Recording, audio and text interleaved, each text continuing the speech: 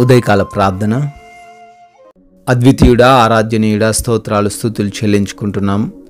గడిచిన రాత్రి అంతను కూడా మమ్మల్ని రక్షించారు, కాచి కాపాడారు. ప్రభువా, మీ యొక్క రెక్కల చాటున మాకు మంచి నిద్రను, నెమ్మదికరమైన నిద్రను దయచేసినందుకు స్తోత్రాలు. ఈ ఉదయాన్ని చూడలేక ఎంతోమంది తండ్రి గతించిపోతున్నప్పటికీ మమ్మల్ని, మా కుటుంబాన్ని జ్ఞాపకం చేసుకుని సజీవులుగా నిలవబెట్టినందుకు కోట్లాది కోట్ల స్తుతులయ్యా, స్తోత్రాలు చెల్లించుకుంటున్నాము. దేవా, రోమిలకు రాసిన పత్రిక 8వ అధ్యాయం 1వ వచనము, క్రీస్తు యేసునందున్న వారికి ఏ శిక్ష విధియు లేదు అని మీరు సెలవిచ్చిన ఈ మాటలను బట్టి స్తోత్రాలు. అవును ప్రభువా, పూర్వము పాపములో ఉన్నప్పటికీ, పూర్వము తండ్రి దోషములో ఉన్నప్పటికీ, పూర్వము తండ్రి చెడు వ్యక్తి, చెడు స్వభావము కలిగినప్పటికీ తండ్రి అయా, ఎవరైతే యేసుక్రీస్తు వారి యందు ఉంటారో, ఎవరైతే ఆయన నామాన్ని విశ్వసించి నమ్ముతూ ఉంటారో, నా కొరకే ప్రాణము పెట్టాడనే విశ్వాసము వారిలో కలుగుతుందో వారికి ఏ శిక్ష విధియు లేదని, వారు నిత్య జీవానికి పాత్రులు అని జ్ఞాపకం చేస్తున్నారు. అదేవిధంగా నాయన, ఈ లోక సంబంధులు పెట్టే శాపాలు, నిందలు, అవమానాలు, ఎటువంటి నిరుత్సాహమైన మాటలు మమ్మల్ని ఏమి కూడా చేయలేవని మాకు జ్ఞాపకం చేస్తున్నారు. ప్రభా, ఎవరు కూడా ఈరోజు భయపడకుండా, వేటిని బట్టి కూడా కృంగిపోకుండా వారు ఈరోజు ముందుకు వెళ్ళులాగున దీవించండి, ఆశీర్వదించండి. ప్రభువా, మీ కృపలో ప్రతి బిడ్డను కూడా భద్రపరచుకోండి నాయన. ఈ యొక్క ప్రార్థనలు ఏకీభవిస్తున్న ప్రతి బిడ్డను బట్టి అడుగుతున్నాం.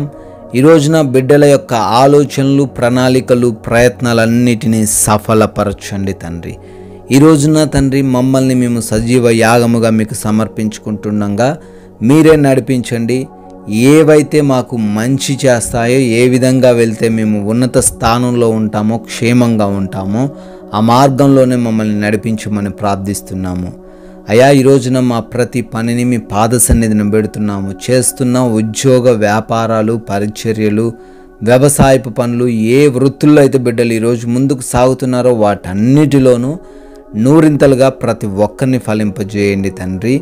అయా, ఆగిపోకుండా ఏ పని కూడా ముందుకు సాగులాగిన కృప చూపించండి. నూతనంగా ఏ పనులు అయితే ప్రారంభిస్తున్నారో వారికి దీవెనలను దయచేయండి తండ్రి.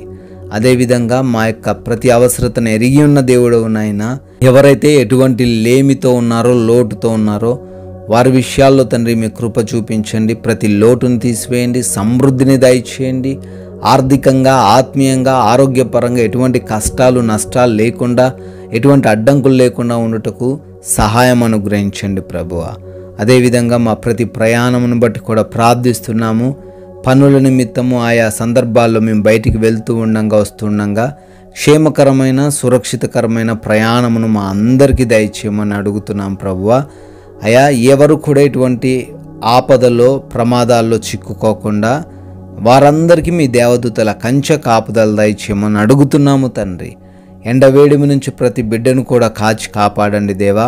గృహాలలో ఒంటరిగా ఉంటున్న ప్రతి బిడ్డకు మీ రక్షణ, మీ కాపుదల దయచేయండి తండ్రి. హాస్పిటల్స్కి వెళ్తున్నారు నాయన, ఎందు నిమిత్తం వెళ్తున్నారో వారికి అనుకూలంగా అక్కడున్న వాతావరణంను మార్చమని ప్రార్థిస్తున్నాము తండ్రి. అదేవిధంగా ఎగ్జామ్స్ కొరకు, ఇంటర్వ్యూస్ కొరకు సిద్ధపాటు కలిగి ఉన్నారు, వారిని జ్ఞాపకం చేసుకుంటున్నాము. జ్ఞానముతోనూ, జ్ఞాపక శక్తితోనూ వారిని నింపమని ప్రార్థిస్తున్నాం ప్రభువా. అయా, ఈ రోజున మా మాటలన్నీ కూడా మీ నామాన్ని గణపరిచేవిగా ఉండటానికి కృప చూపించండి. మా ప్రవర్తన మీ నామానికి మహిమకరంగా ఉండడానికి సహాయం అనుగ్రహించమని. అయా, మా యొక్క సమయాన్ని మేము వృధా చేసుకోకుండా ప్రతి నిమిషాన్ని వినియోగించుకుంటూ, ప్రతి ఒక్కరితో ప్రేమ కలిగి ఉంటూ, ఎటువంటి గొడవలు లేకుండా నెమ్మదికరంగా, ప్రశాంతంగా ఈ రోజంతా కొనసాగించుటకు సహాయం అనుగ్రహించమని ప్రార్థిస్తున్నాము దేవా. తండ్రి, మీ కృపను బట్టి బర్త్డేలు, యానివర్సరీలు సెలబ్రేట్ చేసుకుంటున్నారు, వారందరినీ దీవించండి. అయ్యా, వారికి రానున్న సంవత్సరంలో కూడా మీ సహాయం అనుగ్రహించి క్షేమాన్ని దయచేయమని ప్రార్థిస్తున్నాం ప్రభువా. మేము కొందరికైనా మీ యొక్క ఉన్నతమైన నామాన్ని ప్రకటిస్తూ రాజ్య సువార్తలో పాలిభాగస్సులై ఉండే గొప్ప ధన్యత మాకు అనుగ్రహించమని యేసుక్రీస్తు వారి శక్తి కలిగిన నామంలో ప్రార్థన అడుగుతున్నాము తండ్రి. ఆమేన్.